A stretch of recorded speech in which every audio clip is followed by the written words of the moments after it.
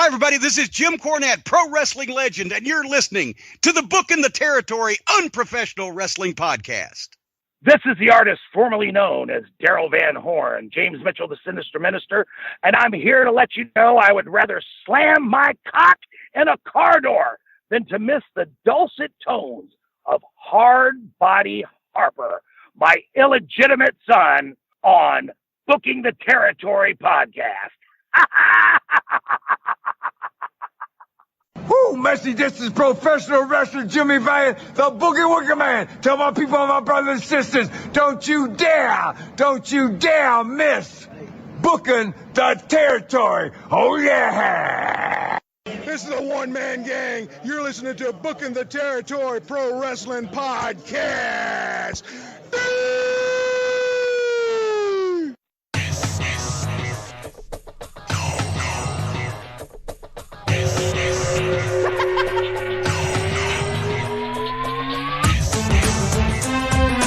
Welcome back, everyone, to this week's episode of Booking the Territory, the Unprofessional Wrestling Podcast. For today, we are covering WCW Saturday Night on TBS from September the 5th, 1992. We have moved to a new month. If you're listening to this on YouTube, hit like and subscribe to the channel. It makes Hard Body Harper very happy when you do that. And post a comment about what you like or don't like about this week's episode.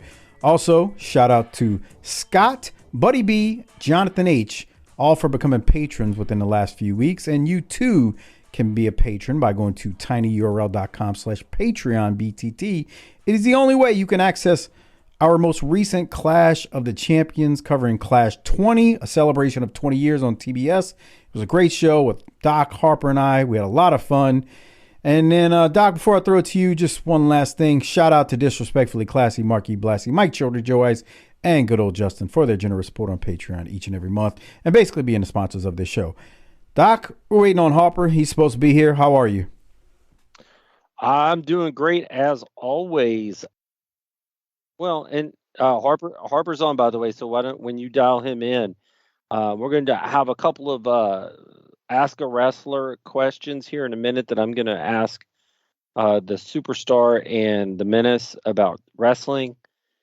And yeah, lives have been busy a little bit lately. Everybody's shoot life is busy. We're just happy to be able to stop for a second and spend this quality time with all of each and every one of you. Is Harper now on the line? He's coming. There he is. He's on. Okay. Is Harper now on the line? I am. Hey, Hard Buddy. How you doing tonight? Fine. How y'all doing? We're doing tremendous over here. Mike said it's been another hard week at doing something. I don't know. I quit listening. What's wrong, Michael? Talk to me. I don't know what he's talking about. I just said it's been a very, very long last week and a half. I don't know what he's acting like I had the violin out or some shit. I don't know what he's talking about. Poor you.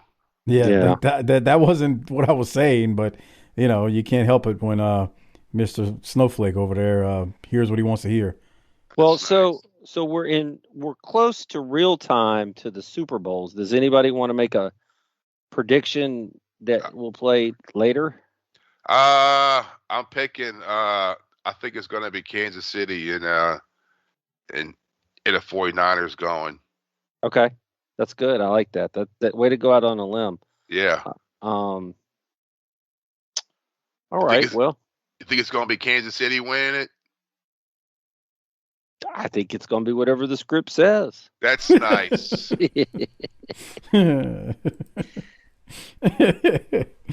I'll be real honest. I don't know a Taylor Swift song.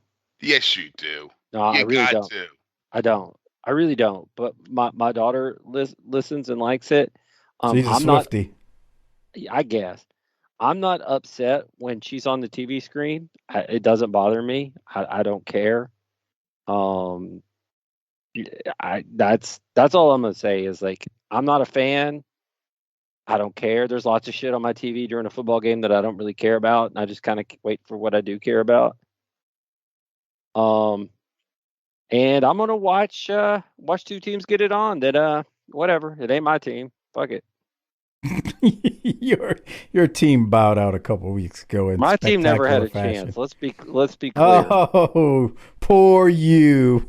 Poor you. I don't know why. I don't know why. Because, Mike, you've been speculating that maybe this year broke me. And I'm sure it didn't. It's kind of like childbirth. There's hormones that women secrete that allow them to forget the pain of childbirth so they'll want to do it again, evolution and shit. Is that true? Yeah, it is. Wow. That's like some X-Men shit. Yeah, that's why you got to watch out for these ladies, dude. Wow. They secrete some X-Men shit. That's what makes them want to have more children. Yeah. It's like nature pulls out that fucking wand from Men in Black. You will forget this shit hurt. That's 100%. That is this week's female moment with Hard Body Harper. Yeah. Hey, fuck! Remember when your fucking vagina got ripped apart? Yeah. No, you don't.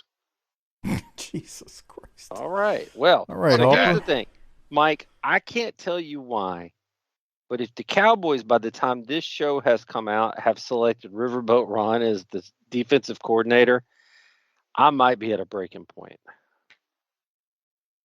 Okay. Who's that? Ron Rivera. Oh. The former Washington coach who's been fired now. Oh, yeah, that's true. Yeah, every time he told me this a week ago maybe, and I'm like, okay, whatever. Like, I'm not trying to downplay your misery right here and pain, but for you to say that might be your breaking point, I'm like, one, they could go in a whole lot worse direction because I actually think he's good at that type of job. He hasn't been a great head coach at all, but I think he's a good coordinator. And two, for you to sit there and say, I might be at my breaking point, if what happened a couple of weeks ago didn't already put you at your breaking point, there's no breaking point. So, okay, that's fucking crazy, dude. That may be true. Okay. Yeah. So can I ask you guys, you gentlemen wrestlers, a couple of wrestling questions, and maybe the people out there would like to hear what y'all think from a wrestler's perspective on a couple of topics. Sure. Okay. CM Punk is hurt. What would you do with him next? Harper, you want to go first? I would have him do commentary, maybe be in someone's corner. I would still have him come out because he still draws. Because all you gotta do is pop up on a TV. CM Punk is next. Okay. He's like Hogan. He just come out and fart, and the ratings go up. So I mean, I would still have him involved in something. Now, if you can't wrestle, then I mean, you could find something else for him to do. He could do commentary, or he could be in someone's corner. Okay, that seems like a logical bit. I mean, Mike? that's definitely what they should do instead of just sending him home and fuck, dude. Because you gotta make money. Because I mean, he fucking wrote a big ass check to him. Oh, that's true. Now, Mike, what do you think they should do with Phil? I don't think he needs to be in anybody's corner, like with his injury.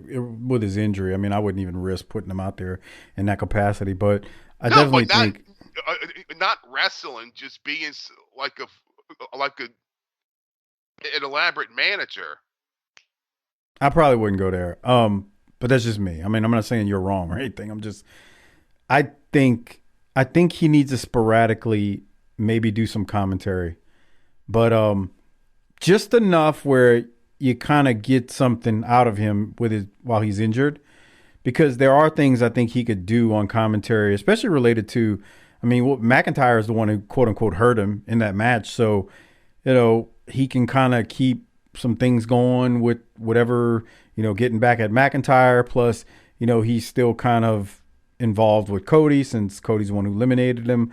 So, I mean, there are things I think he can say along the way on commentary related to the guys he's been involved with during his time here coming back.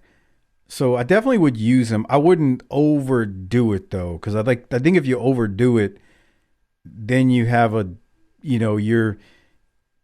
Cornette always says that, or I don't know if he still says it, but he used to always say, how can I miss you if you never go away? I think less is more with him on commentary, but I definitely would use him a little there.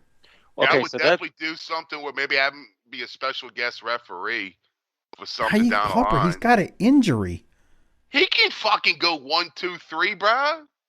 All right, me and Harper are on different wavelengths when it comes to a friggin' tricep injury. I don't want him anywhere near. I don't want him in any type of physical activity. I don't want him managing anybody with a tricep injury. I think if he's going to do anything, he's going to be sitting on his ass. He's got to stand there. Like Harper's made a career out of not getting physical from him. Yeah, for real, bro. I mean, what the fuck's Paul Heyman doing? Just standing there and fucking making a face. Oh, he's got a turkey goblet for a neck too. Jesus Christ, he's fat. I feel bad for Paul. I message you all the time and say, dude, I'm worried about Paul Heyman. It's a Friday night at about 7:15 occurrence. I get it. Okay, So here's the thing on this one. I promise you guys out there listening that Mike has not listened to Corny this week, but Corny said the same thing you said, which is if he's going to go away and keep the draw, he's got to go away. So he wouldn't put him on. Now I'll have every Tom, Dick, and Harry online who listens to this and never listens to the show regularly messaging me saying, "All you're doing, you're just a parrot of Cornette." Yeah. Okay, so let me take this in a different direction. I have a different perspective that I want to run by you guys and see what you think here. And this is serious, so I'm not trying to be a wise ass yet. That'll come in the review portion. I am looking at CM Punk like Tony Romo. And what I mean by that is when Romo's body started going, it was a wrap. This is not Phil. Oh, Phil, what do we know the guy? Oh, come on, Harper. Why you fucking got a guy Doc mocking me right now? What the fuck, bro? Phil Brooks, remember him? That's Mel Brooks' brother. No. What?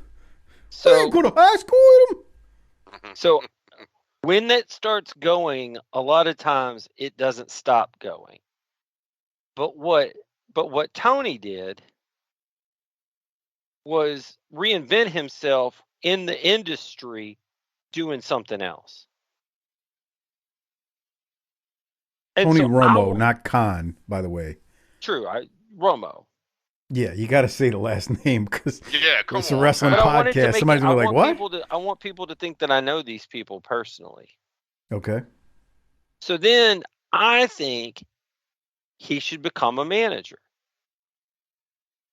Maybe he could lead Cody. Give Cody advice. I'm sorry. I'm going to help you beat Roman Reigns. And then he aligns with Paul at the end and turns on Cody. Hey, see? I don't know, but I just think that Phil Brooks is a star. CM Punk is a star. But I'm wondering if this is like, the third injury, like real quick? What are we hurrying him back to the ring to do? Get hurt again? But that doesn't mean that he doesn't have star written on him. I haven't given up on him yet in terms of the injuries, but Harper mentioned months ago about his injury history of recent. I mean, and it is true, bro. Your body. I mean, we all feel this. We're in our late 40s now, and I saw the way that Latrell was sleeping in bed last night, all crooked up with his neck. I told Mrs. Doc if I fell asleep like that, I would have woke up in the hospital. So, one of the things I was at my daughter's high school, their varsity. I wanted to tell you this, Doc, offline. You got to remind me. I was at their high school basketball game, not this past Friday before last. And I'm watching these kids, and this ties into what the Punk's injuries. I'm watching these freaking athletes. Jesus Lord. These dudes running up and down this court all night. My wife looks up a minute in and goes, I'm exhausted just watching them. And I'm watching and I'm going, damn, I remember when I used to be able to do that. Dude, I think of that every time when I see things like in movies. Like, I forgot what I was watching. A guy just kind of hopped over a fucking little bitty fence. I was like, if I did that now, I would be in a fucking hospital. Well, so So I see a couple of kids, take a couple of falls and diving for the ball. I'm like, oh my God, my body hurts. So what I'm thinking in that moment is, man, like just the thought of seeing a kid take a spill, whether I'm at a high school football game or a high school basketball game, like my body winces because I'm like, if I fell like that, I'm pretty sure I'm gonna hurt something. I might not tear or break, but something ain't gonna be right. And CM Punk is not that much younger than me. And I'm not a fat slob who doesn't work out. Like, I don't train to wrestle anymore, but I'm not a fat slob. And Doc ain't a fat slob either. He works out. He does a lot of cardio. And I'm like, so I think about, I'm starting to wonder, Harper said this several months back, like he's got to that age where it's like, he's straight edge. He has always said he's never put anything into his body in terms of, performance enhancers and stuff like that. He hasn't, no drugs, alcohol, all that stuff. And I'm like, man, is he getting to the point? I don't want to write him off yet, but is he getting to the point where his body just can't take it anymore? I don't know if that's the case, but it's a question in my mind. But I'm saying I'm not giving up on him yet coming back to wrestle. But to the point you made, Doc, I definitely would want to see him. I don't know if in a manager role, but I definitely would want to see him in commentary because he can talk. He's always been a great talker. So I think that would be an easy transition for him somewhere down the line. But you could just work around it. Work around the injuries? Yeah, I'm saying like, hey, fuck it. I know my knee's fucking 50 years old. Take it easy. But I think his whole thing is built around being the best in the world, and I don't think he could do that. Well, just have him wrestle. I mean, if there's a difference between just having like the Undertaker used to do. Austin changed his style because he was about to die. Yeah, his knees were fucking destroyed. He got dropped on his head too. Oh yeah, that's true. Yeah, I mean, I wouldn't give up on him in the ring yet, but I am starting to wonder. Like, couldn't you see him as being like, I mean, what if he was a manager that was fucking over Heyman left and right? I mean, I'm not trying to book the territory. I mean, come on. But what I'm saying is, bunch of fucking marks. Right. But I think he's interesting enough in enough different roles that if I were him, I'd start thinking about some things. Yeah, because he's fucking money, bro. He's money. He is. But I don't know that he can do it in the ring anymore. Yeah, I definitely agree. I hope he can. I hope he can. I do think definitely like both of y'all. I think he's money. There is a spot for him if and when the time comes that he definitely cannot go anymore in the ring and his in-ring career is over. I'm not ready to cross that threshold yet and say that that's the case. Right. Yeah. But I do. He's there yet. Right. Okay. That was my question for y'all. Now here's my next question. I was listening to another podcast because I like to listen to podcasts. It's fun, right? We see that. I got a lot of time at soccer practices where I'm just like walking around and trying to get these steps in and keep these weight off and listen to podcasts. So I was listening to another one. I was listening to Schiavone, and he had on what's that guy's name? Ehtan Page from AEW. They were doing a watch along, and they were watching a Nitro after Hogan turns. And they were talking about something, and it was like, Ehtan Page said something like, man, that's just so simple. And it got me thinking about something that we've been talking about, like the abdominal stretch is just so simple, but how come we don't see that, right? We talked about that last week, I think. Right.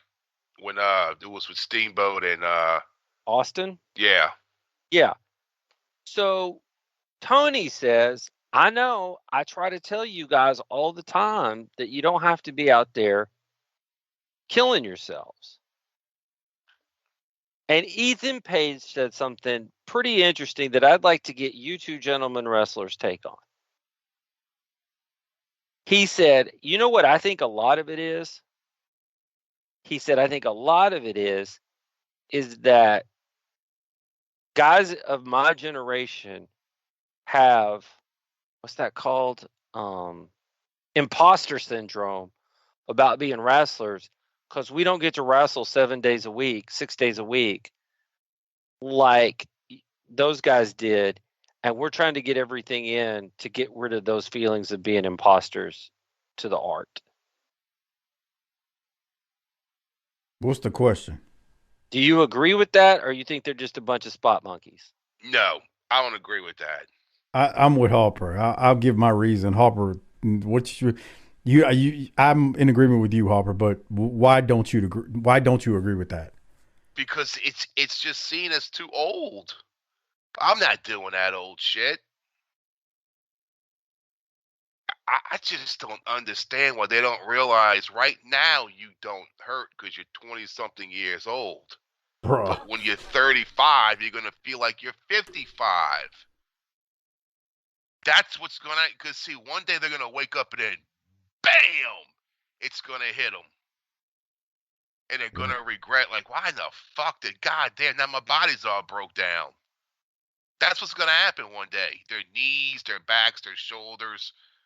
They're going to feel. That shit happens to all of us. I can't imagine being a wrestler. I can't imagine being a wrestler. Doing that crazy, bro.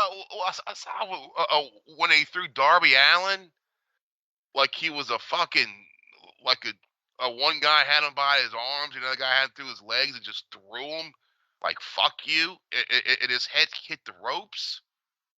You don't think that shit? Yeah, I mean, what the fuck? Mike? I've taken. We joke about being outlaw macho wrestlers and stuff, right? I've taken stupid bumps, and every time I see a stupid bump being taken now, I cringe. Just like I cringe when I see this kid diving across the basketball court at a basketball and his head bouncing off the ground. I cringe because I know at now, as I'm getting closer and closer to 50, I'm on 50's doorstep, I feel things in my body that I know are from the dumb shit I did in my early 20s, mid to late 20s and early 30s. Like I know that's what it's from. So when he says they're doing that because it's like they got to get it all in, well, these old timers in the territories, they weren't getting it all in. They weren't doing all this, like they were working easy styles, easy matches. Like, did they beat the hell out of each other in Mid-South Wrestling? Yes, but they weren't taking stupid, insane bumps 7 days a week and twice on Sunday. Yeah. So like, I hear, and I don't like or dislike. I don't dislike or like Ehtan Page. I don't really have an opinion. I think he's fine. Like I'm not trying to come down on him when he says that, but that's just his opinion, and I don't know if I just don't believe that. That might be from his opinion, but you got to remember he's just one wrestler. Lord knows what else these other guys are. You know, if that's why they're like that. You don't want to be seen as an imposter wrestler that don't wrestle like an imposter wrestler. Now we're getting closer to my take on it. I mean, shit, that's how you fix that fucking problem. Thank you. My whole thing was maybe if you understood the art of working a crowd instead of working a match, not even working a match, but doing moves, you would learn that you get over more by telling that story and by working than you do. Man, I'll never forget that time we got kicked out of Oklahoma, Mike. Jerry Lawler had that place in his hands, and he didn't do a damn thing but throw 3 or 4 right hands in about 15 minutes being out there, it felt like. That was it. He didn't have to do nothing. And, okay, so, well, he's over. He's the king. James Storms didn't do much more, and he had them all working too. Sure did. EC3, I mean, he wasn't out there doing flips and dives. The match he had, he was same thing. I mean, and I didn't feel cheated by any 3 of those guys we just mentioned. No. I just think, like, that we've said this before too. The wrestling business is not the same. Like what we see on TV now, it's just not in the same league. The stuff we grew up watching when we were very, very young kids. So I don't even like when I watch it, I already know I'm not watching what I grew up on. I've accepted the fact that is gone. And I do appreciate when I see things that are kind of like or somewhat similar to what I grew up on. But that ship sailed. It ain't coming back. So these youngsters who do all this flipping and stuff, that's fine. Great. You're an acrobat. You're not a professional wrestler. Like, you're just something different. You're just somebody doing stunts in front of a live crowd, a choreographed stunt fest. That's it. There's nothing more to it.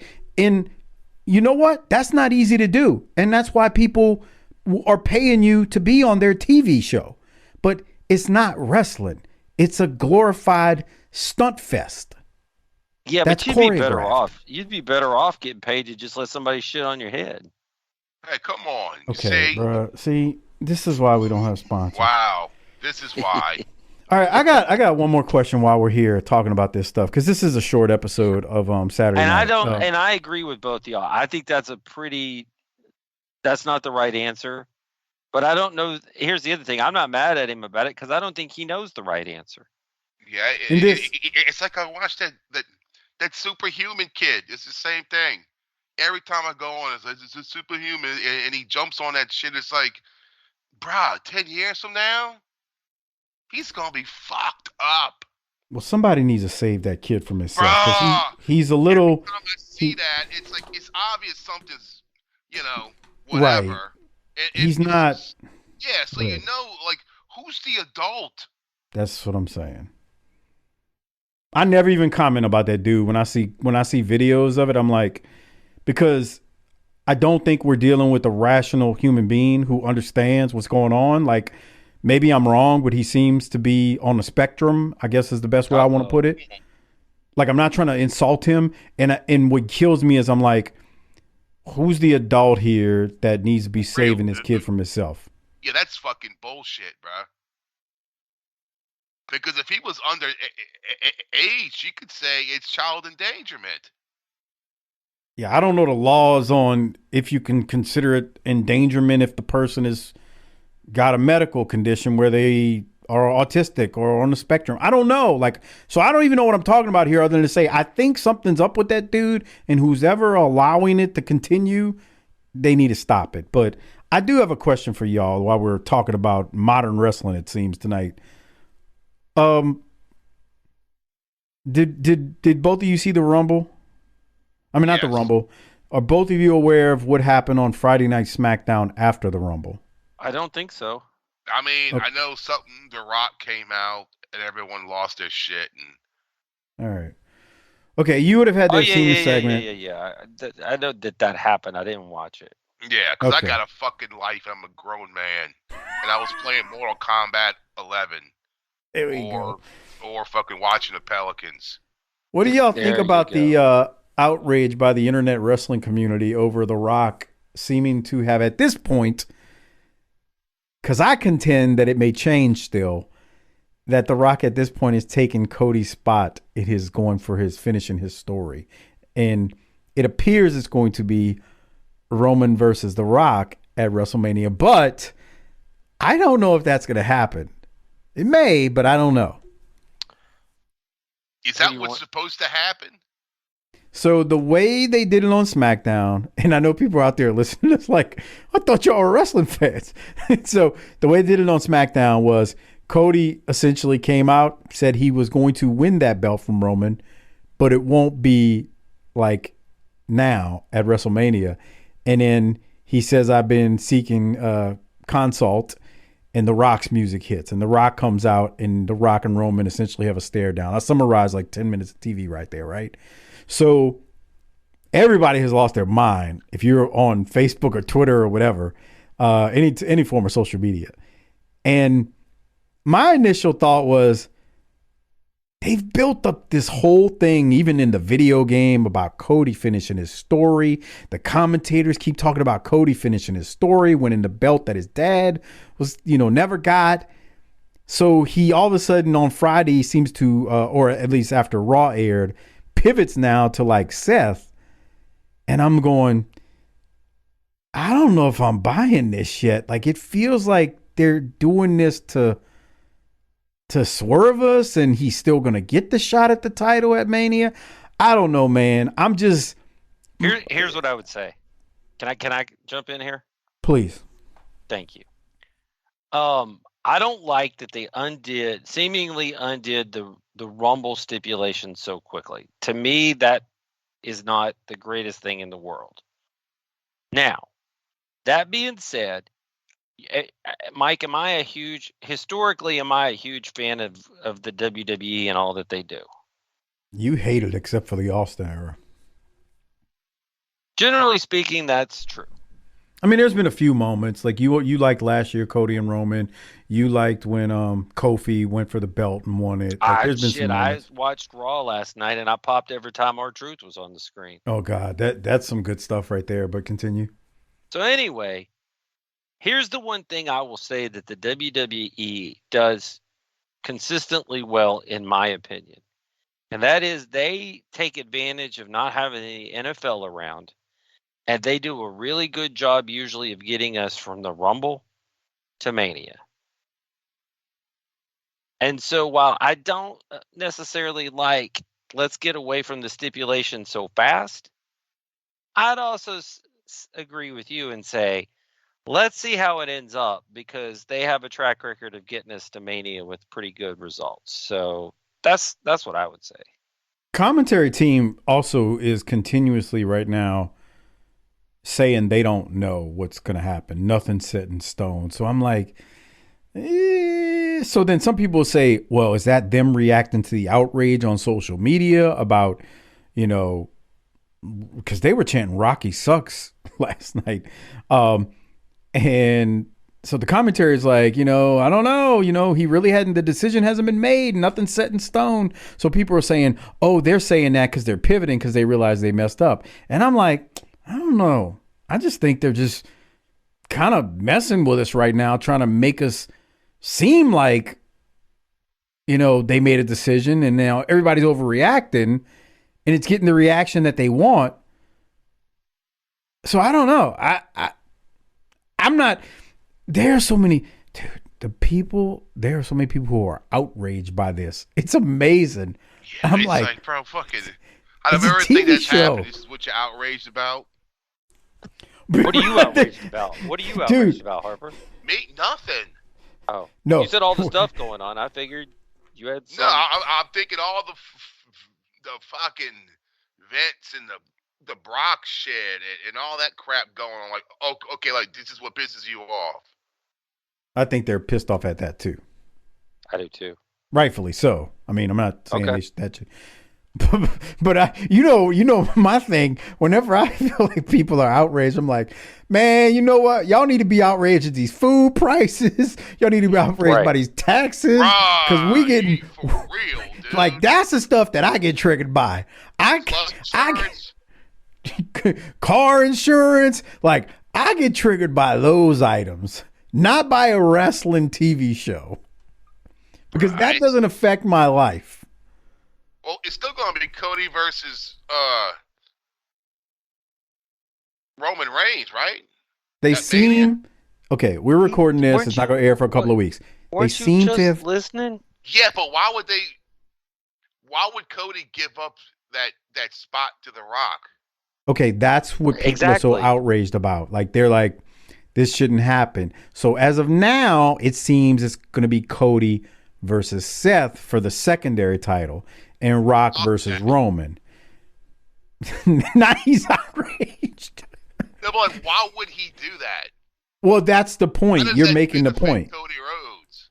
You're making the Harper. That's the point that everybody's outraged by. It makes no sense for Cody all of a sudden to just pivot and say, "Sure, I'll give The Rock this match, and I'll go for Seth's belt." That's what I'm saying. So you're The Rock money? Bruh, he went from telling everybody not to get upset to getting upset. I'm Mike. just saying why. I said you question everything. Why would Cody Rhodes do that? It doesn't make any sense right now. Okay. Mike is trying to tell you that he thinks that there's some other stuff at foot. Okay. We got to find out in the next issue of Spider-Man to see what happens. Like, that's what I think is happening. Like, there's so many weeks before Mania that I really think that something's happening. Look, I'm watching SmackDown on Friday when Cody did this, and my son is in the other room. This fool runs to the living room. Man, he's 18. He's like, did you see this shit? I'm like, settle down, buckaroo. Like, not that he's a Bucks fan, but settle down. Settle down. It's going to be all right, but that's the reaction everybody's having, because to the point you made, Harper, on the surface, it doesn't make sense. Which, if they continue with this path, and this is actually what they do, it really doesn't make sense. Why would he win the Rumble and give it up? So I guess it's to be seen and to be determined at this point. I just think it's interesting how, everybody just, dude, I can't believe how many people, it's like they lost their mind. Like they lost their wallet, man. Come on, get over it. Yeah. And I'm like, man, it's all right to talk about it, but man, there's people, I don't know if this is true. I read it today. The Rock's daughter deactivated her Twitter account. She was receiving death threats about this. That's right. Yeah, they're like, and I'm like, we're gonna kill you because your dad's fucking up Cody's story. And if that's true, if there are people sending death threats to the Rock's daughter over this, grow the piss up. And remember, y'all just left a digital trail, so let's go ahead and get the law. Yeah, that's real smart. Yeah. All right. Well, let's talk about this wrestling. Hold on one second. Let me share my screen. That's nice. Not sports entertainment. I don't want to talk about Carl Weathers dying. No, bruh. Okay. I kind of do. Yeah. Harper, we'll talk. Doc's on a clock tonight. We'll talk about it when we're done. Because you and I really got a lot to say about R.I.P. But by the way, Weathers. if I don't get to participate in that, Carl Weathers was an all-time great. So, yeah, I love him too. So if I don't get to participate in that, let that be known. Well, on to R.I.P. Carl Weathers. There's no easy way to transition. So let's go now. We are talking September 5th, 1992, WCW Saturday Night on TBS. This week's episode was actually taped August 24th, 1992. This is the second half of the taping from that day. Now, we're not going to see a ton from the second half of that taping. And the reason being is because there's a ton of replays on this show.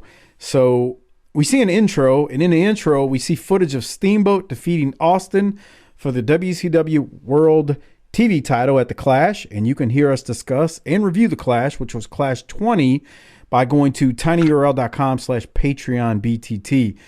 Mike, I don't know what was better, the Clash or us. That was a fun episode. I know. We were on it. They were on it. Everybody was on it. It was all around. That was good stuff. That's right. After we see that replay, Jim Ross is going to welcome us into the show, and they are filming this one from the CNN Center in Atlanta. I assume that they're doing it like this because the actual matches from this show, again, were taped before the Clash, and Jim Ross has to basically do wraparounds and add in a bunch of things that happened at the Clash. So he couldn't do that from actually center stage because it happened before. Teddy Long is with Jim Ross. He makes a few comments about the Clash, and then they throw to the ring for the first match. Teddy is something in this episode. He's going to say something after the first match that I got a chuckle at. But Doc, before we go to the first match, anything from the opening? We're going to see a lot from we're not going to see a lot from the Clash because we've already done that. All right, first match, Greg Valentine and Dick Slater and Scotty Flamingo versus Johnny B. Bad, Tom Bagwell, and the Z-Man. Boy, this is Tom Bagwell. Tom Bagwell. What am I saying? Marcus Bagwell. Excuse me, Doc. I'm sorry. I was thinking Zinc. That's why I said Tom. I know you always are. Go. Yeah. Z-Man. Z-Man, baby, come on. I'm going to go take a nap while you cover this match. Why do I hate the Z-Man? I don't He's hate doing a the bit. Z-Man. He's doing a bit. Yeah, he's just playing heel. Oh, man. Ian Riccaboni and Zoncha get on me about my hatred for Z-Man all the time. Yeah, come on. He's got a great physique. Yeah. Looks smaller, doesn't he? Kinda. Who's he? Goddamn pal. There's 6 dudes in the ring. I think he looks small because he's next to Mero. What'd you go to high school with him? Yeah, I think that's what it is. Oh. I mean, 'cause Mark Merrill's a big bastard here, man. His tan isn't as dark. I wonder if he's been tanning lately. I don't know. Anyway, how long does Valentine have left? Not long. He's walking out soon. He ain't got much When longer. I watched this match, Valentine's face looked like I'm hurt and I work with children. He always looks like that, though. Yeah. I know. He never looks happy. No, he doesn't. I like that. Again, he looks like Throw Mama from the Train. Yeah. I'm telling you. Yeah. It's like he walks around constantly wearing a pair of shoes a size too small.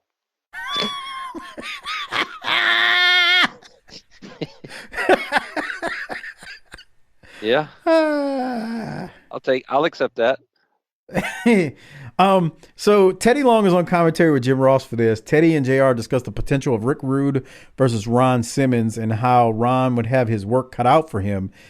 Teddy says Ron would really need to look out for the Rude awakening.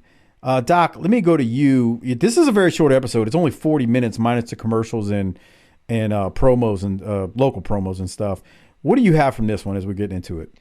Man, I like when Slater gets out there and he starts dancing around like a boxer because he's with what's his face, Johnny B. Bad. I thought that was good. Yeah. We find out that the top rope rule is going to be rescinded because 88% of the population said, "Let's take it back." Yeah, they fucking paid for that. Imagine calling 1-900 numbers like, "Yeah, let's get rid of the rule." They're like, "Cha-ching, thanks, kid." Well, it could have been 8-9 people that called. I don't know. And you never trust wrestling math. Yeah. How'd you get to 88%? Only 10 people called in. Shut up. You're kayfabe, brother. Yeah, you're fired. Yeah. Ixnay on the Ixnay. Oh boy. But at least we're fixing problems that we created for ourselves not too long ago, right? Yep. Pretty much. Yeah, that's some true corporate management right there. Let's come in and put in some dumb rules and then take them away and look like geniuses. Look what problems we solved. Bruh. This is so true. All right, well, the finish. That hits a little close to home tonight. Oh, my God, that hits way too close to home. I thought that the finish was kind of slick here. I thought they did a good job getting out of it. I don't know why we're there. It feels thrown together, but they got out of this nicely. All 6 guys were in the ring on the floor. Valentine is holding Johnny up. Flamingo goes to hit Johnny, but Johnny ducks and Flamingo catches Valentine. Johnny then hits Flamingo with a left hook, and Z-Man is a legal man, so he rolls up Flamingo. And Z-Man, Johnny B. Bad, and Bagwell win. Jim Ross thanks Teddy for being on commentary, and Teddy says, "Thanks for having me in for this one." And Teddy says, "Peace out to all the homies," as only Teddy Long can do. And that was that. So it was a good opening match. I mean, it was short, wasn't long. Again, 40 minutes is the episode.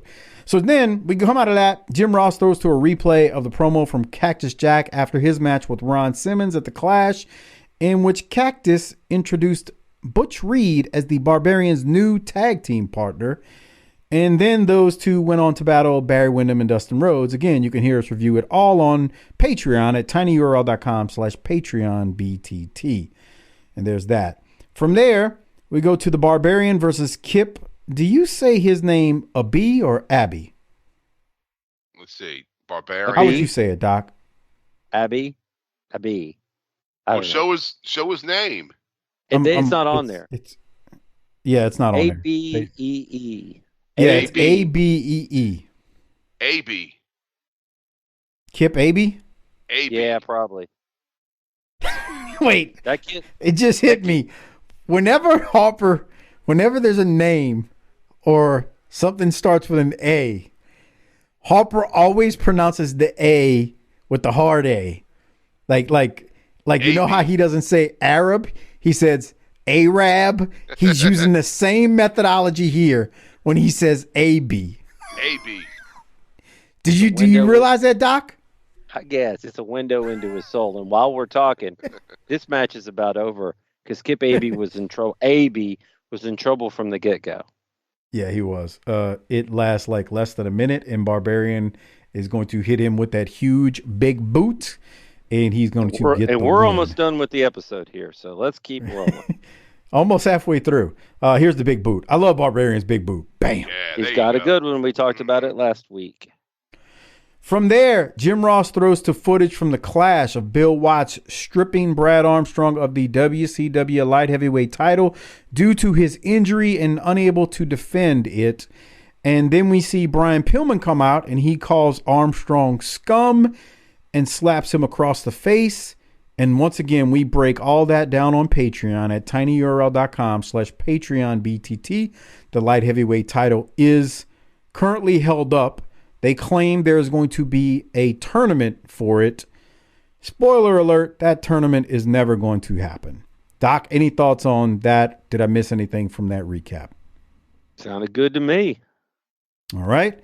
From there, Jim Ross is then going to throw to footage, again from the Clash 20, of the Steiners and Sting and Nikita versus Vader, Super Invader, Rick Rude, and Jake Roberts, and the 8-man tag elimination match. This match, there were some fantastic moments in it from this, involving the Steiners just showing off how strong they are. We do end up seeing Sting getting pinned at the end, but to me, this was a really good 8-man elimination. Doc and Harper and I are not really fans of things like this usually, but this was pretty good. And again, you can hear us break it all down, tinyurl.com/PatreonBTT. Doc, any thoughts on that, or did I miss anything from it? I talked about it once. That's all you're going to get from me. Yeah. All right, fair enough. Hit the tagline. Fucking bitch. We're not going to hit the tagline. So from there, we go to, I guess this is the main event of this episode. Arn Anderson and Bobby Eaton with Michael Hayes versus the Steiners.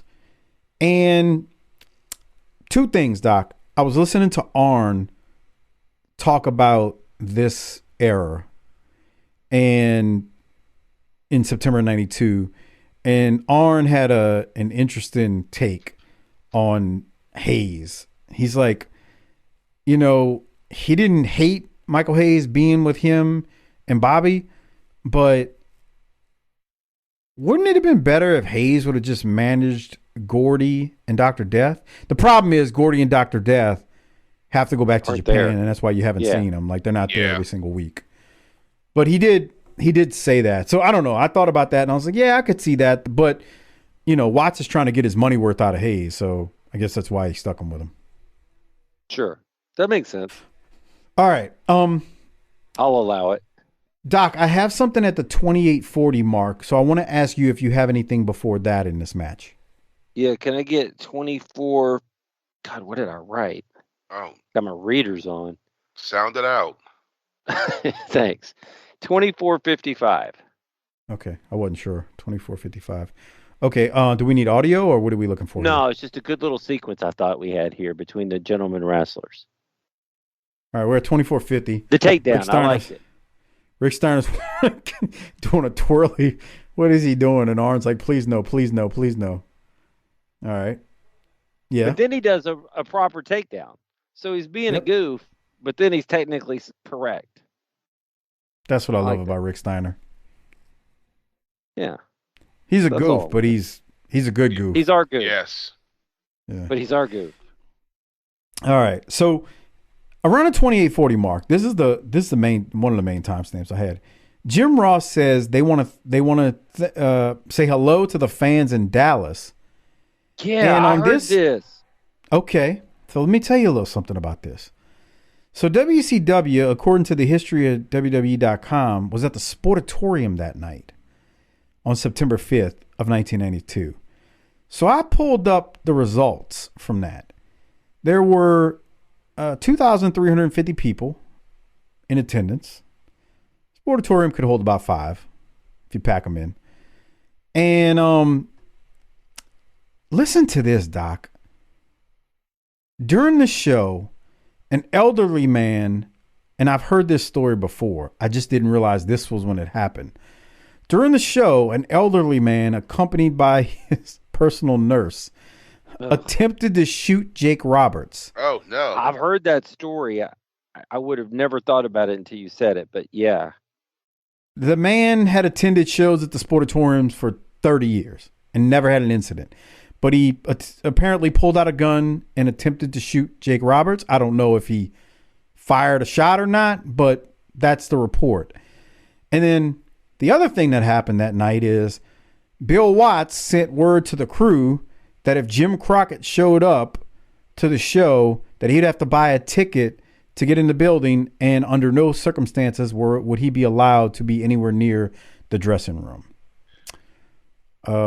So an eventful Dallas night on September 5th of 1992, when this is airing, and then that card took place. The card was pretty good too. Like, there's some good stuff on here. I mean, Barbarian battled Barry Windham. We had Z-Man versus Scotty Flamingo. Rick and Scott Steiner battled Arn and Bobby. Austin and Ricky Steamboat went at it. It was a non-title match. I mean, Steamboat is the TV champ, but it was non-title. It wasn't on TV, obviously. Sting and Nikita battled Jake Roberts and Super Invader. And Ron Simmons took on WCW US champ Rick Rude. So they had a pretty nice little card that night. So anyway, just wanted to mention that.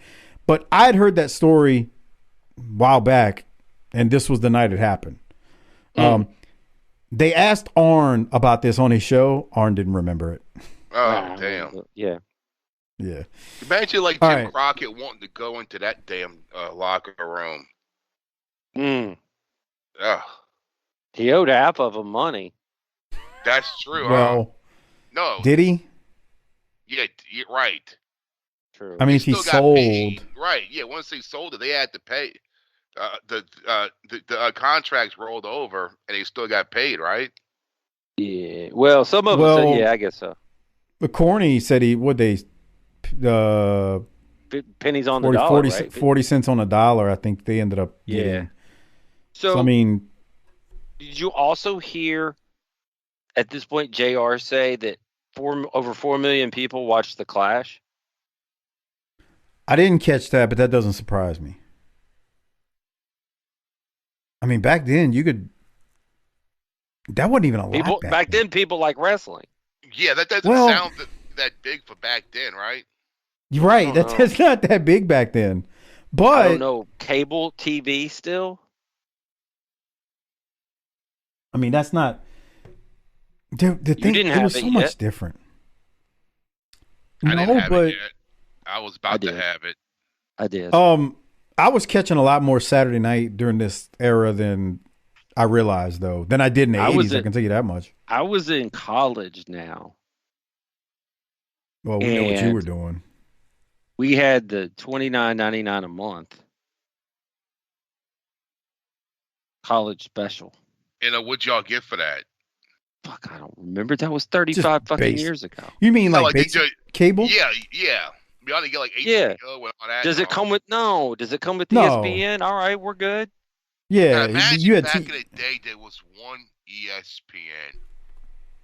And you were damn glad to have it. Harper. I remember when ESPN2 became a thing. Yeah. Everybody's like, what do we need this for? And I was like, holy shit, you mean I get more than one college football game on Saturday night? I know, it's crazy, huh? Bro, it was like being a pig in slop. And little did I know that 30 years from then, I would have my pick of the litter. It wouldn't even matter anymore. Yeah. But then you had ESPN, ESPN2, ESPN News, ESPNU, ESPN Plus, SEC Network. Like, it doesn't even matter anymore.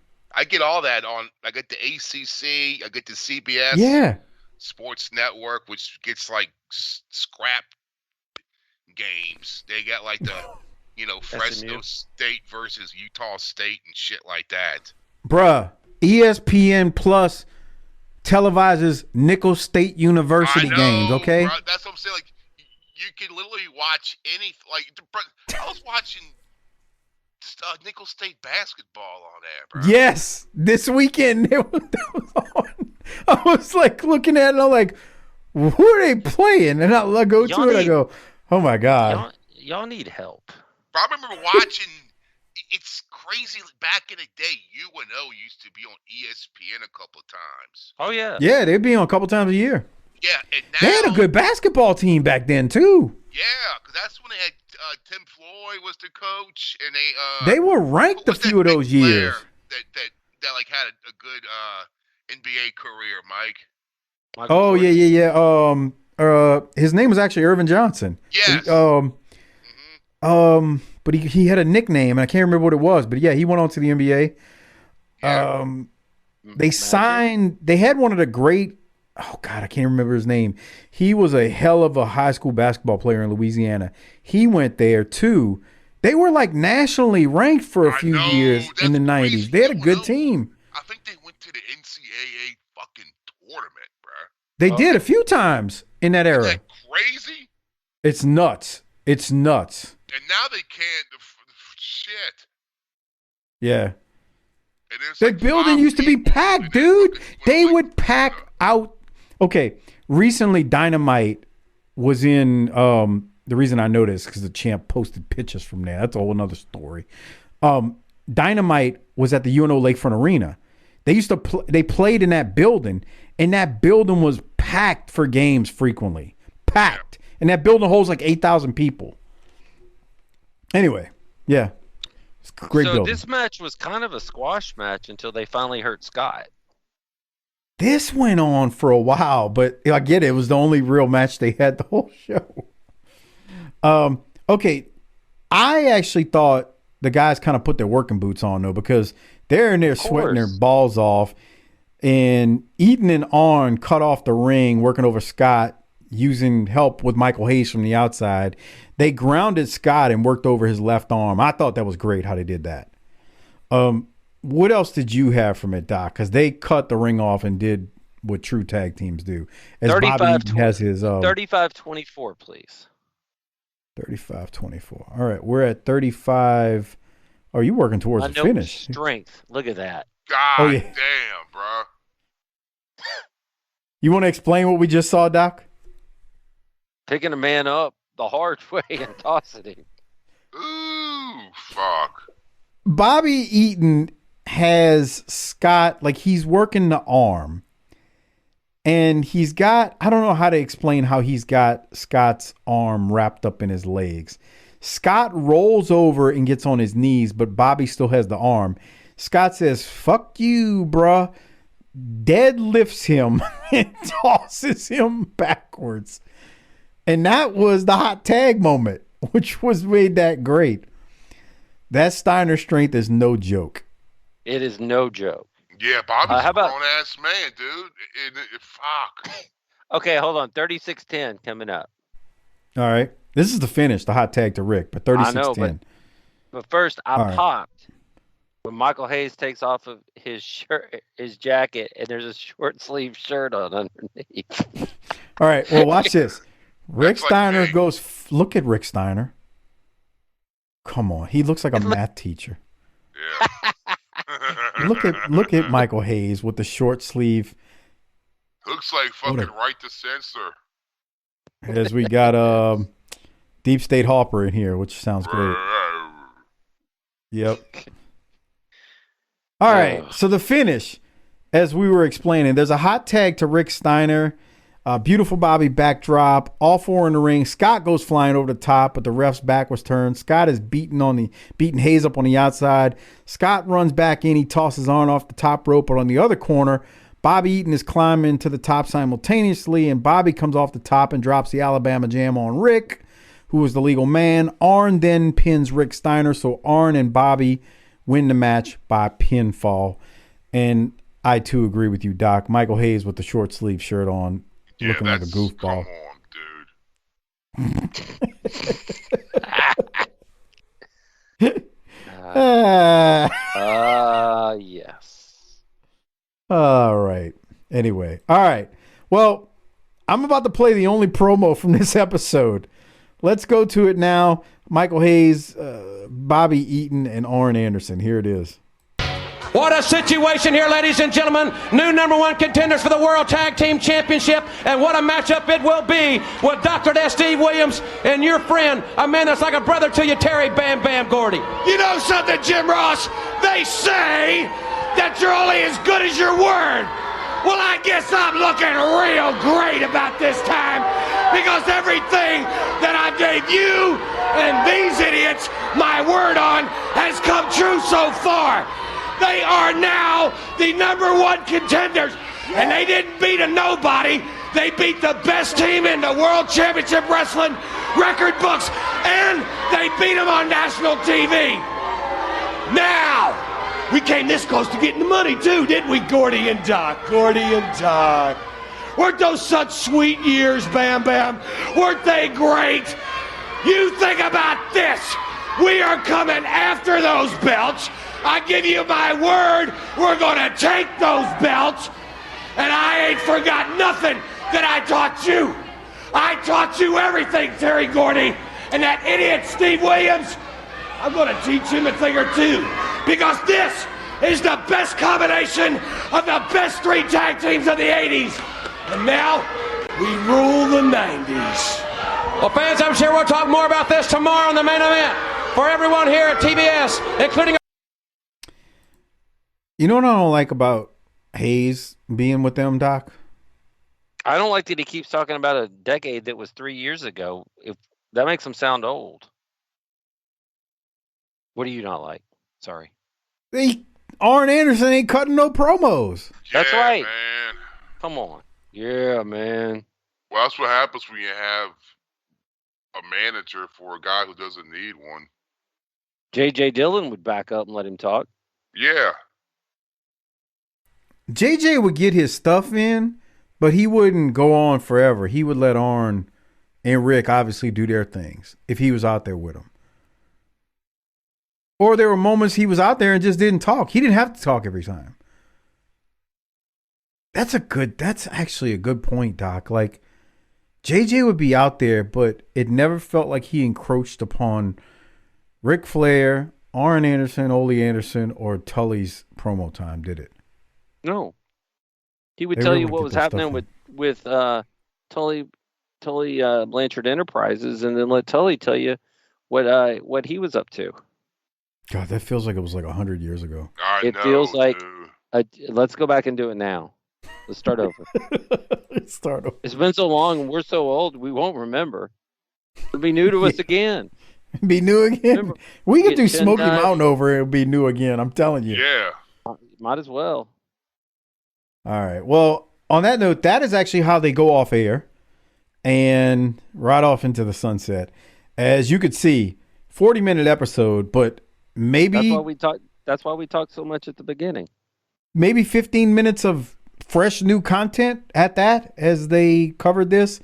So we got to rate it, hand out some Rolexes. Before we do so, remember, the only way you can listen to our most recent Clash review is by going to tinyurl.com/PatreonBTT.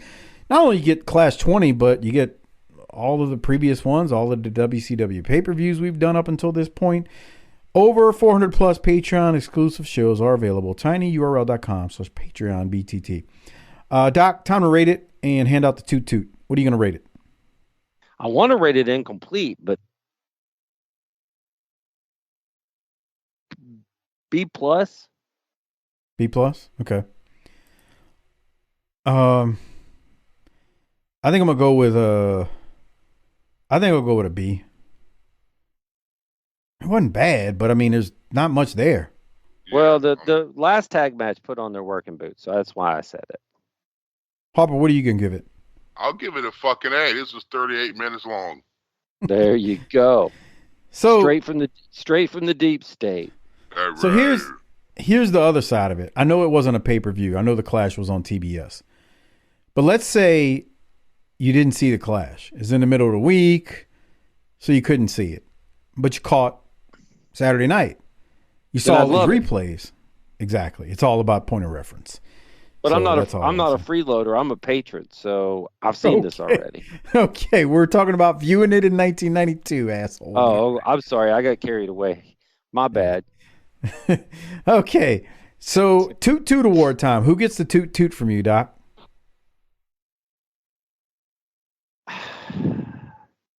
This is hard. Harper likes it that it's hard. Oh, yeah. Jesus Christ. It's just kid stuff. Come on. No one's going to know. I'm not going to tell anyone. Oh, Bob, it's just kid stuff. Just close your eyes and think of Starcade Flair for the gold. Oh, Bob, it's just kid stuff. Oh, dearie. I'm going to say Scott Steiner for picking up Bobby Eaton like that. Bob, it's just kid stuff. Come on. Get over Y'all need, So Scott y'all need Steiner? y'all need to cut that out and find Jesus. Oh, Bob. And when you're getting that lecture from me, you need to know how far off the path you've strayed. Okay. Oh, Bob, it's just kid stuff. Come on. Okay. So, Harper, who gets it from you? I'm going to give it to Scott as well for deadlifting fucking Bobby Eaton, he's got to be, about 220, and just picking him up like that. I'm going to give it to Scott as well. But, Harper, always remember this. See that he was sexually aroused. He says, "Oh, can you give me some relief?" We were laughing, and he said, "Oh, Bob, it's just kid stuff, and I've got to have relief." So I was dumb enough to reach over and relieve him in an act of masturbation. I did the worst thing I've ever done. There it is. As far as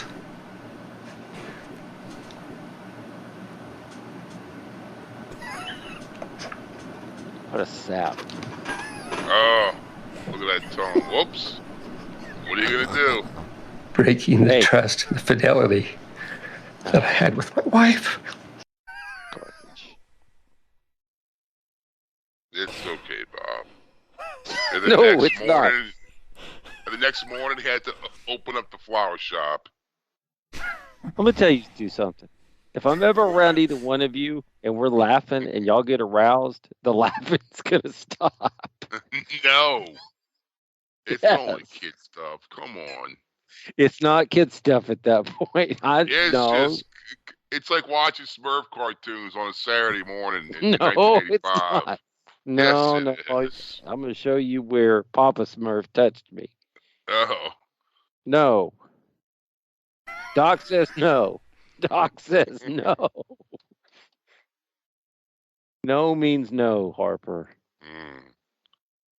To have relief. So I was dumb enough to reach over and relieve him in an act of masturbation. Stop. Now, not only is he dumb enough to do it, but he's dumb enough to talk about it afterwards. Oh my God! Look at that picture. Whoops. Hey. All right, Mike. We've gone too long here. This. I gotta go. All right. Harper, stay on if you want to RIP Carl Weathers. Let's get out of this. All right, everybody. Doc is going to get out of here. We're going to talk about Carl Weathers for a minute at the end of this episode. Doc, I'll catch you tomorrow.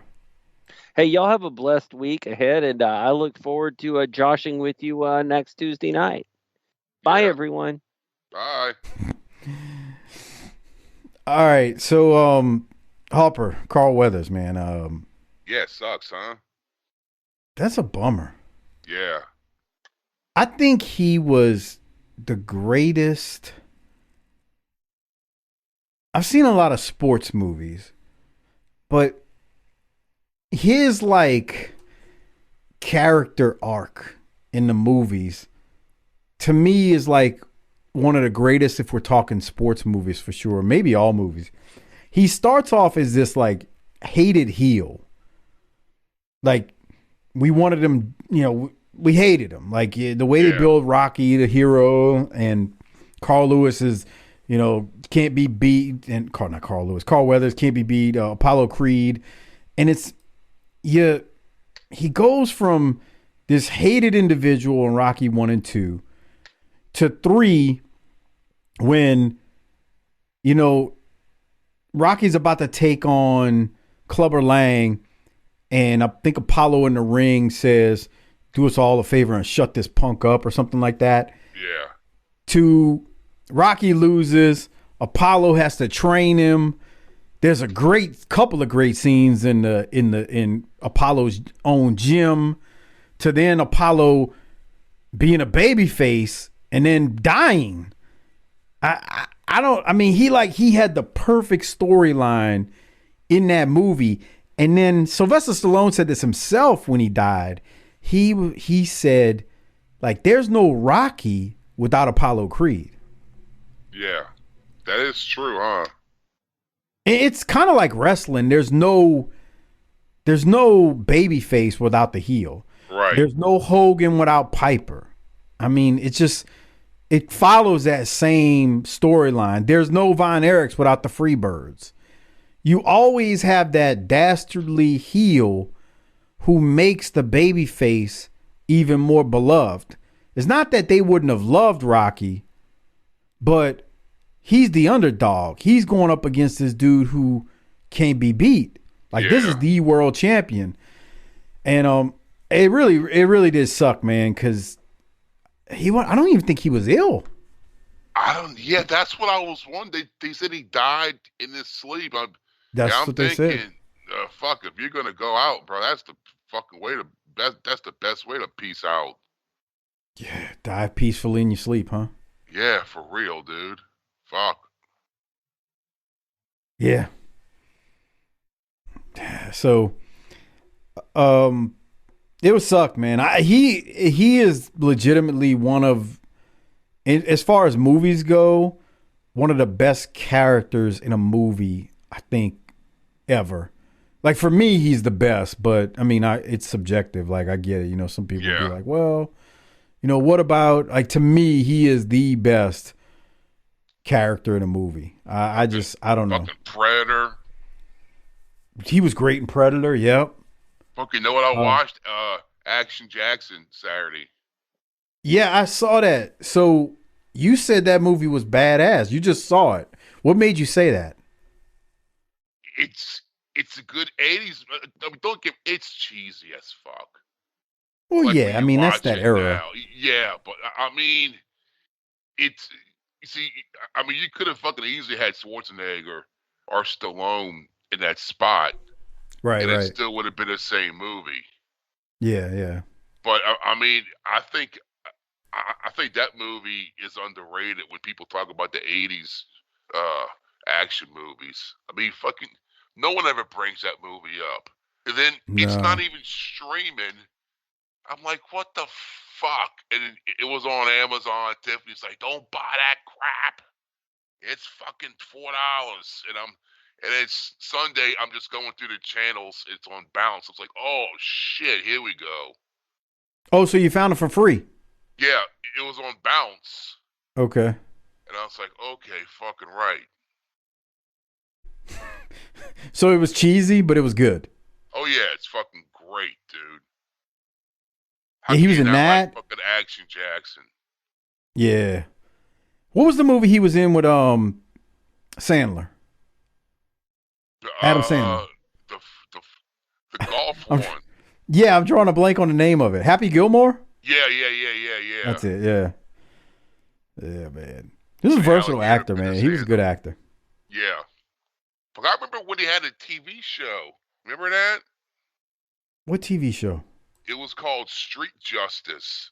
It was one of those in syndication TV shows that come on like Channel 26 on like Sunday afternoons or whatever. Street Justice. Yeah. I'm drawing a blank, dude. Yeah, bro. I mean, most people don't fucking remember that, but like it would come on Channel 38 or Channel 26 at like Sundays at like 5 o'clock or whatever. Damn, Action Jackson came out in 88. I know, bruh. I honestly thought that movie was older. Street Justice was on from 91 to 93. Yeah. 44 episodes. I would have never known that. Yeah. I would have not. Yeah, I definitely would not have known that. He was in a ton of like shows though. Like, yeah, he was in a Heat of the Night for the last few seasons. Yep. I knew about that. Yeah. He was in a lot of stuff like you wouldn't even realize that he was in. Yeah. I think I remember looking on Wikipedia. They said he started off in he was in one of the Dirty Harry movies or something. Really? Because they said that when he was playing football during the off season, he was an extra. So in one of the Dirty Harry movies, I think like he's a protester or something like in the background. No shit. Yeah. No idea. Okay. Yeah, he he's from New Orleans. He went to St. Aug High School. Yeah, that's crazy, man. I ended up going to St. Aug. Yeah. I was telling people that this week, the weekend he passed, and they were like, really? I was like, yeah, I've known that for many, many years. They're like, man, I never knew that. I was like, yep. Yeah, he is a hell of an athlete there from what I understand too. Yeah, the thing is, he went all the way to, I forgot what school was it? A West Coast school? Yeah, I don't know how he ended up in California because I don't know if he graduated. I was wondering, like, why did he go way the hell out there? Yeah, I don't know what the situation was. Yeah, I don't know. I mean, we're talking, God, that was so long ago, but I know he went to St. Aug and then he ended up, I think he graduated from a high school in California from what I understand, but originally from New Orleans. And I was joking with Mikey and DFW about it. I was like, his high school in New Orleans was one of my high school's rivals. And he was like, oh, what, you went to high school with him? I was like, yeah. I was like, not really, but yeah. He was well before me. He was 76, man. Tell you what, he looked good for his age. He looked real damn good for his age, bro. I mean, fuck. But he looked great for his age. But it goes to show you, man, I didn't think he was doing bad health-wise. He just... Yeah, I'm like, what the fuck? Carl Weathers died. Apollo died. Peacefully in his sleep. Mm-hmm. They didn't... I mean, now we don't know when they say peacefully in his sleep. I mean, it could have been a heart attack. They didn't reveal the cause of death. All they said was peacefully in his sleep. So... I mean, when you're that old, they just like, okay, it's, die you sleep. I mean, yeah, but 76 ain't that old, dude. Yeah, I know, but he's 4 years away from 80, and it's okay. Yeah. He had a heart attack. You're like, okay, how old was he? 70. Okay, he had a heart attack. Bye, whatever. Died of sleep. Yeah, man, sucks. But R.I.P. Apollo Creed. Carl Weathers, obviously. Mm-hmm. But, oh, man. I started to throw on a bunch of them Rocky movies this weekend. If I'd have had some time, I was going to watch them. I watched the first one. The first one is something to watch if you haven't seen it for a while because it's so different. Yeah, because it's a love story between Rocky and Adrian, and it just happened to have boxing involved. Right. It's very, and you can feel the oldness of it. I don't know how to describe it, like the grunginess of it. He's just like this fighter in this club and like boxing club, and his house looks like his apartment is just like, bro. The next time you watch it, just look in the background of his apartment, of what's there. Like he has knives stuck in the walls. Okay, I never paid attention to that, but yeah. Yeah, they got knives all stuck in the fucking walls. And then he sits on a sofa and there's beer bottles shoved in all the sofa cushions. Yeah, he's just like a bum almost. Like, yeah. Like just a dude chasing a dream, brother. And then when he wakes up in the morning and the fucking clock goes off and he turns on the radio for the local morning radio guy. And yeah, the radio, it's like there's no like plastic cover. It's like a speaker and two knobs. yeah, trying to show how poor he was. Yeah, I guess so. Yeah. It's something though when you watch it back. If you haven't seen it in a while and you watch it, you're like, wow, because there's no like bright lights to it. It's no, and that's what I love. It's like they for the longest of all, we see Rocky 1,000 times, but for the most part, I would see it on like AMC or something like that, right? The Rocky Marathon, and then I've always thought they were just what you call dubbing out stuff, like when they cuss and but when you watch it on like HBO Max, like nothing's cut. It's like that's what they were saying, and bro, like half of the shit, I have no idea what Paulie's saying. I don't know what the fuck he's saying. In fucking Rocky 2, bro. And I go to fucking Tiffany. I was like, what the fuck did he say? She's like, I have no fucking idea what he just said. And that's what I like about that is like, it's real because they're just like talking like fucking normal people with this Philly fucking accent. To where you can't really fucking understand what the fuck they're saying. Dude, there's so many parts. I'm like, what the fuck did Paulie say? What the fuck did he say? It's a good. I got the well before they made the last one, when they made Rocky Balboa, I had the DVD set, which was 1 through 5. Yeah. I have that set that I bought years ago, many years ago when DVDs were a thing, right? And then when they made Rocky Balboa, which I guess is technically the 6th movie in the series, although it's not Rocky 6. I think I did end up buying that one. It's somewhere in one of my boxes of crap that I got that I refused to part with. But I think like, I mean, just think about it. They've gone on beyond that. They made Creed 1 and 2. I saw the first Creed. Me too. I never saw the second one. But they made three of those Creed movies. Oh, they got to the third one? Yeah. They got the third Jesus one that Christ. came out like last summer. It's got your boy in it that just got canceled. He You know what? You're right. They did. I don't know what I was saying. Yeah, they've made 3 of them. It was crazy as when you watch Rocky. The first 2 Rockies, Rocky is dumb as fuck. Yes. And then I tell you, the most hated villain in movies to me is in the second one. It's when Rocky, because he's got to generate fucking cash flow because he's not fighting anymore. So he starts doing commercials. Yes. And he's doing the commercial where I think it's supposed to be like a brute, like an Old Spice or something. And he's supposed to be like Tarzan or something. And he's in the cage and he's like, hey, I'm the king of the and he's having trouble reading the cue cards. I know what you're talking about. And the director's like, you gave me a guy that can't read. He can't read.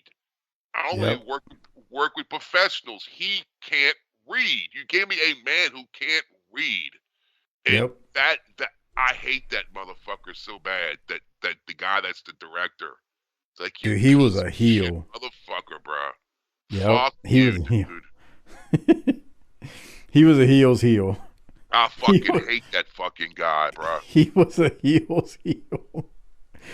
Oh, that guy. Fuck. And Adrian was getting mad. Yeah. What you about to say about the third one? Then he grows a brain and he can speak in full sentences. He's a smart businessman.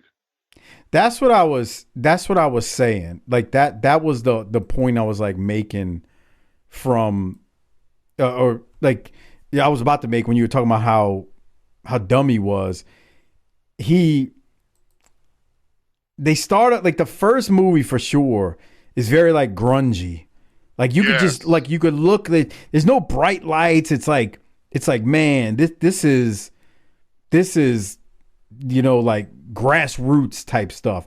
Almost like independent wrestling in the 90s. Like there's no lights, there's no, glitz, no glamour. It just was very grungy is the best way to describe it. Working out in a dirty old gym.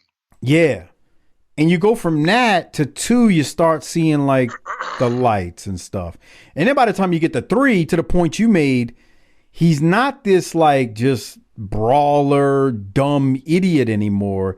He becomes this, I hate to say it, this smart, intellectual type of person, I guess. Like, I don't know. I think that's just kind of how I took it. The irony is, if you look at the arc of Apollo, like Rocky was always the dumb one, but Apollo, even when he was the champion and won, he was him and his management. Yeah, he was a smart one. They were smart. Like they were the ones, because even Apollo's manager says, he's like, champ, this guy's wrong for you. I think that was in the second one for the rematch. He's like, I seen you beat this man like I've never seen a human being get beat before. And he kept coming. And Apollo's like, he's got his testosterone is going, his ego's going. He's like, no, I want him. I want to beat him. And his manager is just like, dude, this ain't right. Like he's like thinking this thing analytically through. He's like, no. And then that's the crazy part is Apollo was treated like not only a great athlete, but a great businessman throughout the story. Yeah. And Rocky was the dumb one. Like he was the dumb. Rocky wasn't even just dumb. He was just like, because I don't even want to call him a dumb jock. He was just like a dude living on the fringe who was living a dream, brother. I mean, I don't know how else to describe him. Yeah. He wasn't even really a pro. I mean, he was a pro by definition. Like a guy for the Indies and he's main event in WrestleMania against fucking Roman Reigns. Right. Which seems crazy, but that's basically what happened. And I mean, if you know the story of how Stallone came up with this, it was, I forget the guy's name that went X amount of rounds with Ali at the time, and that kind of inspired him to write the story. But it all let me tell you, man, it all comes back to Apollo. Like if you don't have Carl Weathers, you ain't got the Rocky franchise. I mean, I don't think there's no other dude who could have played that role like he did. Yeah. I mean, I don't even know who you cast. I mean, look, here's the thing. I was very young during that time when Rocky 1 came out. I don't even know who would have been available to play that role. I was born yet. It was 76, huh? Yeah, I was young. Yeah, I didn't see. That's the thing. I didn't see the first one until after it was out. I remember seeing this. I mean, I was alive, but I was just very, very young. I remember seeing the second one. I was young then, but I remember seeing the second one, and then obviously the third and fourth. I was well old enough, but I didn't see the first one. I probably saw the second one first. And then I saw the first one at some point. I had like an aunt or uncle who had a VHS where I watched it. But you can't tell that story without Carl Weathers, man. So R.I.P. Carl Weathers. All right, Harper. Well, that's gonna wrap things up this week, man. Why don't you hit the tagline? Let's roll. Book it, bitch.